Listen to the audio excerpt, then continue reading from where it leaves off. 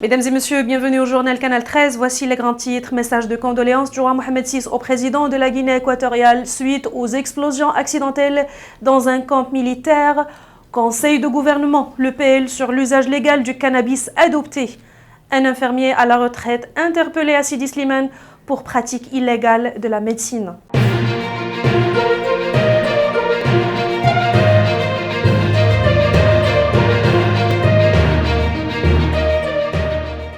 Le roi Mohamed VI a adressé un message de condoléances au président de la République de la Guinée équatoriale, M.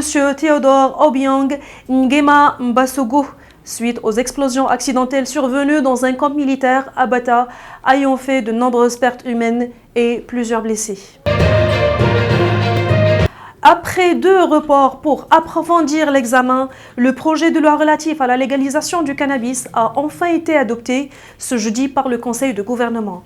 Ayant suscité une vive polémique après avoir politisé par certaines parties, le projet de loi adopté permettra au Royaume de saisir de réelles opportunités qui s'offrent dans l'activité licite à la culture du cannabis, notamment pour un usage médical.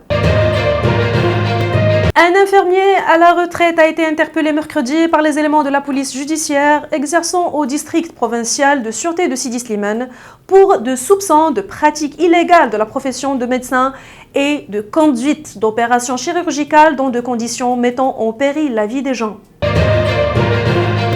Le ministère de l'Éducation nationale, de la formation professionnelle, de l'enseignement supérieur et de la recherche scientifique, département de l'Éducation nationale, a annoncé la publication des listes préliminaires des candidats libres admis à passer l'examen national normalisé du brevet de technicien supérieur BTS.